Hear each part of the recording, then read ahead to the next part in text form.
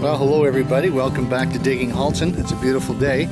We're at a nearby park and I've got a very special guest with me here today. My daughter Bree, all the way from Vancouver. Say hello. Hello. So what interests you about metal detecting, Bree? Well, I've become more interested now that you're so involved with it, but Okay. It's always been interesting to me. I like the idea of never really knowing what you're going to find. That's exactly right. Perfect. Okay. So here's a layout of where we're going to be digging today. As I say, it's a park that's been around for quite a number of years. They've done a lot of work on it though recently, so we're going to get out there and see what we can get. Let's go have some fun. Okay, so we're ready to go here. I've got my small coil on today, just because I expect there's a lot of trash around here. So this will get me between the signals, and I'll be able to isolate the ones I really want to dig. So we're going to start off with this little patch here. It's right by the water. There's been a lot of activity here over the years. And I apologize for the wind noise. I know you're going to hear it, but can't turn off the wind, unfortunately. So let's see what we get. We got a penny. What's that? There's the first penny of the day. Can we get a date off it, Bree? Yeah, you got to point the, put it right under the lens. Yeah, not under the viewfinder, under the lens. Otherwise, there you go. Ooh, that's a tough one, Dad. Okay, here, look what I got. Got this What's that? little magnifying glass. Okay. Oh, it's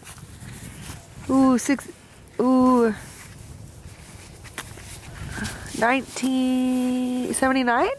No. 1979. Good call. Yeah. So all of the keepers I put in my top pouch here Yeah.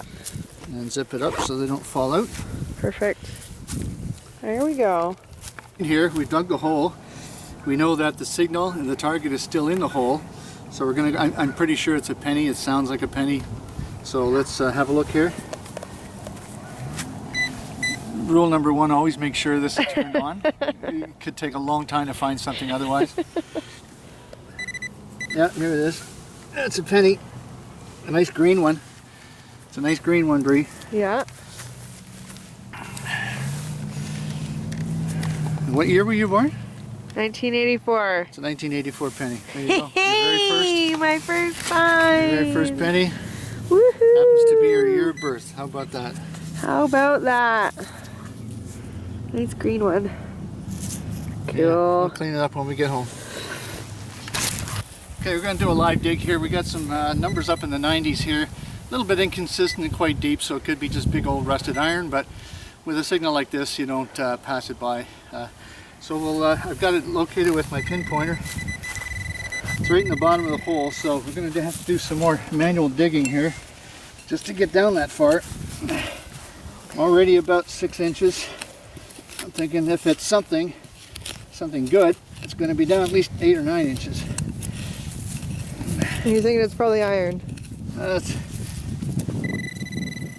Yeah. See, you get a range. Like you can move this pinpointer around in a 4-inch diameter space, and you're still getting a signal. So Yeah. I'm thinking that's got to be a big piece of iron. I'll try a little bit more. I'm hitting something now. Okay. Buried treasure. Hear that? Yeah.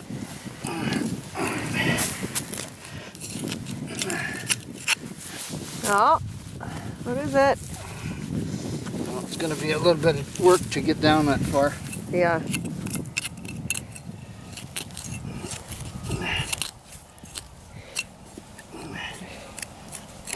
What was the number on the reader? Well, I was getting up into the 90s.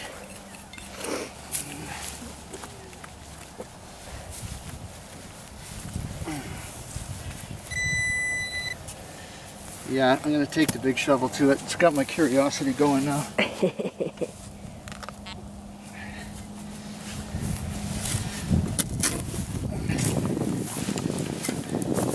Are you hitting it with that too, or? I don't think so.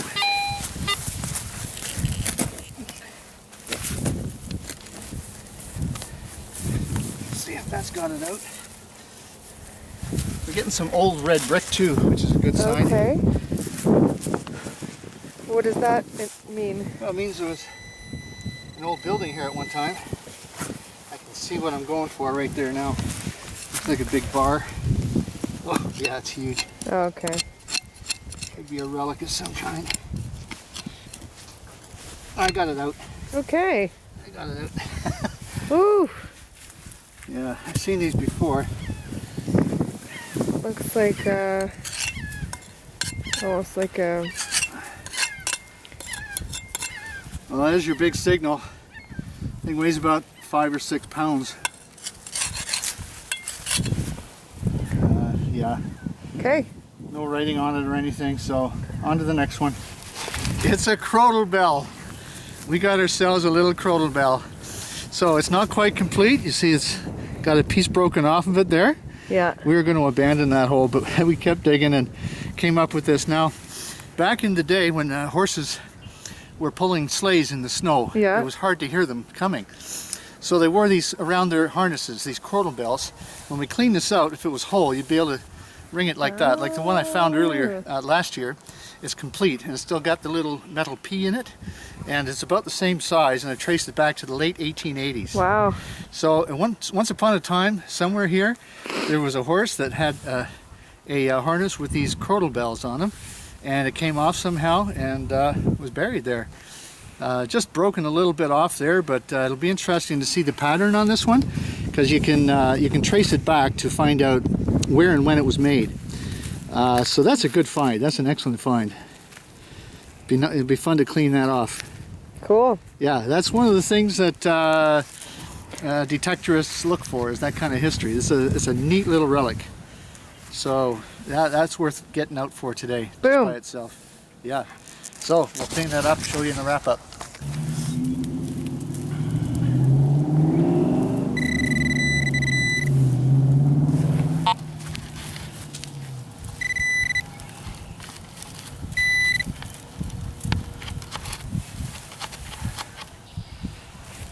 What is it? A nail. It's a bent nail. Not even a straight nail. Bent nail. A bent nail. Sorry, Dad. It's all your fault. Okay, I'm out at the same place again today. It's cold, it's cloudy, it's threatening rain or snow, but I thought I'd get up for an hour or so. Just come across an interesting signal. Turn you around and let you see what I got here. I'd like to know the history behind this. I know it's going to be windy, and I'm sorry for that. But looks like this is a pendant of some kind. I don't think it's anything in terms of precious metal. It's very light. Could be aluminum. Has the name Sherry there, but definitely a pendant of some kind. Folded around. It's almost like an upside down cross. Interesting find. It's a giant emerald. It's a huge emerald. No, it's not. That's a reflector off a bike. Nice color though. Yeah, that's all it is. Well, this is what it's like here in beautiful southern Ontario on April the 6th. Snowing cats and dogs out there. And I don't think I'm going to be able to get any metal detecting in today until it stops. And it's supposed to get better this afternoon, so we'll hopefully get an hour or two in somewhere, but yeah, you don't expect this in spring around here, that's for sure. I remember one day similar like this though, exactly 41 years ago, sitting in a cold aluminum seat at Exhibition Stadium in Toronto, watching the Toronto Blue Jays play their first game ever at home, and yeah, it was exactly like this.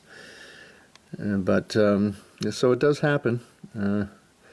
We'll hope for the best and maybe try and get out this afternoon. Well, call me hardcore or crazy, one or the other, but I'm out here digging in the snow. It is April 6th. Got about 1 or 2 inches of snow this morning, but right now it's quite nice. It's warm. The snow is melting.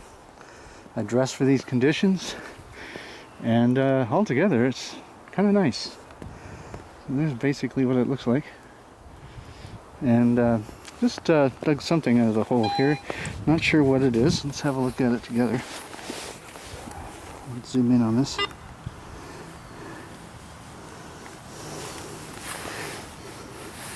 This little doodad here. What the heck is that? It's got a design on it. It's heavy. Pretty sure it's copper or brass.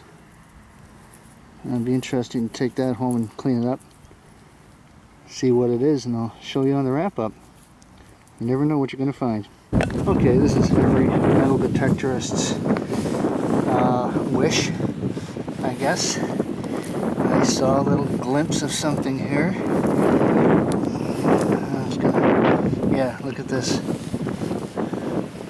Oh, it's not anything really special, I don't think.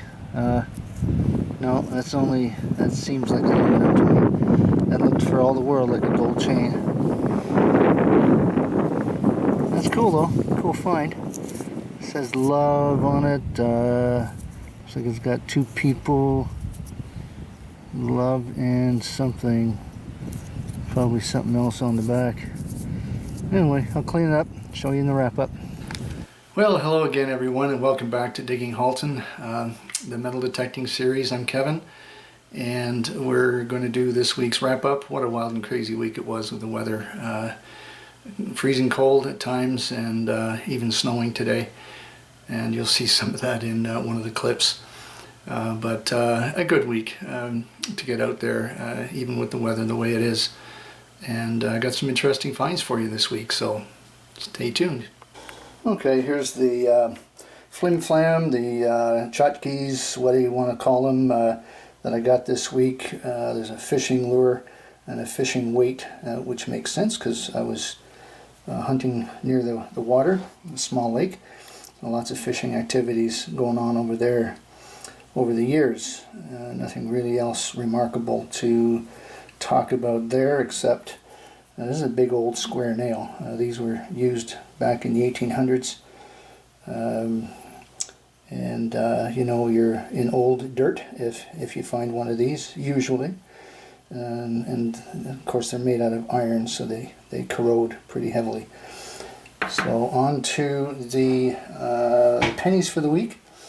36 pennies. None of these are old. I already separated out the older ones, but what amazes me is how pennies can come up looking almost every color of the rainbow, even though they're all pennies. I guess it depends on when they were minted, exactly what the metal content is, what kind of ground they were in for how many years. Would have a different impact, a different effect on the color of these pennies. So 36 pennies for the week, which is certainly not a record by any means. Let's go on to spendable money. I got a toonie, a loonie, 5 quarters of various various quality, 4 dimes and 3 nickels. So that brings us to $32.90 so far for the year. Probably go to some worthy charity, just as found money, right? You can't get any more of a definition for found money than this. Let's move on to the older coins that I found. I got 3 older Canadian pennies, a 42, a 45, and a 52. What I want to show you here and point out is the remarkable condition of this one here. It's the oldest penny I found this week, and it's just like it fell out of somebody's pocket yesterday. It wasn't in circulation very long. It's got all the detail on it. It's in much better condition than some of the pennies that were minted in recent years. So nice to find something like that once in a while. That'll go in my collection for sure. And a 1944 U.S. U.S. Wheatie penny, which is pretty smooth, just did not hold up well to the ground. But there you see the difference in the condition depending on the type of dirt, I guess, that they were in over so many years. So that's all my coins for the week. Got some interesting relics here. First of all, I think this was once a cross, and that somebody bent it in there at the bottom. And as you can see, has the name Sherry etched in it.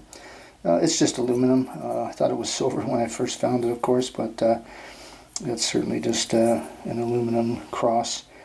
And if there's anybody out there that lost this or knows of someone who might have lost it, let me know. I'd be happy to return it to the original owner. Here's the biggest emerald in the world. At least that's the way it appeared when I first saw it in the hole. It's actually a bike reflector that somebody lost off their bicycle. Interesting find, though. This came out of the hole, or at least looked and appeared in the hole as if it was a gold chain. I was sure it was gold, but as I took it out and handled it, I could tell it was much lighter. It didn't have the weight of the gold that you would expect, and I'm assuming that this was attached to it at one time because this was in the same hole. Again, if somebody knows who this belonged to, please let me know. It might be of some value to somebody. It's got names written on it here and here. It says Love Is. This name I can't quite make out. This name here is Lief, L-I-E-F. So it may be Scandinavian in origin. Don't know. It's got a nice design on the back that you can see there. So I found lots of hearts over the years.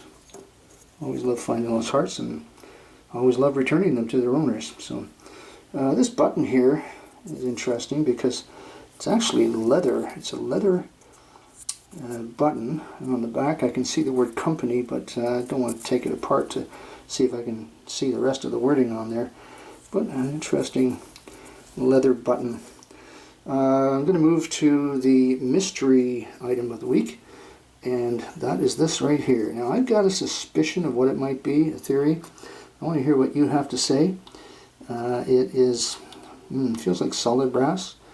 It's got these this rough surface here on the top, perforations, but this reminds me of something I can recall from my childhood. So let's see if anybody else out there has any idea what that might be. This here too could qualify for the mystery item of the week, although it doesn't appear as old. But and it's broken off here. So what it belonged to, I have no idea. Obviously there's kind of a hinge there where one part rotates around the other, but or is supposed to, used to. That's all seized up now. But the find of the week, I think, is this little guy right here. This is called a crotal bell. As I explained in the video when I found it, you know what that's all about. But look at the beautiful copper patina on that. And unfortunately it's broken. Didn't find the other piece, but what was interesting is when I cleared all the muck and dirt out of there, I found the original metal P that goes inside it that makes the noise. And just for comparison, here's the one I found last summer. And doesn't that sound like a Christmas night? And I always love finding these. It's got a pedal design on the bottom, and it's a little bit smaller than the one I found this week, which also has a pedal design on the bottom. Probably 1800s, and certainly an old relic. Very, very fun time finding that. This here is a little 22 shell. It's brass. It's got an acorn on the bottom of it, so some of you might want to comment on that. I'm not sure what that means, but there you go. So that's about it for my finds this week. Breaking news, I'm going to change the date of the giveaway. I'm going to be traveling next weekend, so I won't be able to do a draw on the 15th as I expected. So I'm going to do it on Friday the 13th, lucky old Friday the 13th instead. Let me turn you around here. So if you have subscribed you need to let me know, because I am only aware of the names of a handful of subscribers. I got 57 subscribers now, which is fantastic. Way more than I expected. That will continue to increase, I hope, over the next week or so. But the draw will take place at my normal wrap-up time next Friday, and I will announce the winner. But get your names into me. Just make a comment or send me a private message or something that you have subscribed. I want everybody to be in on this. I'll show you again what the prize is. It's not really a contest, it's just a draw. You don't have to do anything for this except subscribe to my channel. Here's the original card that comes with this set of coins.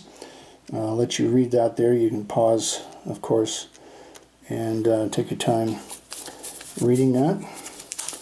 And here are the coins that I'm giving away. A complete set of Canada 1967 Centennial coins, never circulated, and in mint condition. So some lucky winner will get these. What else have we got to show you this week? There's my trash bucket, the trash can. Not so much this week. I didn't get out that many times this week, but I guess the trash is proportional to the treasure, as they say.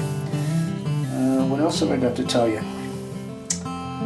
That's about it, I guess, until next week. And hope you all tune in and subscribe if you haven't. And please send me your questions and comments. I respond to everybody that sends me a question or a comment.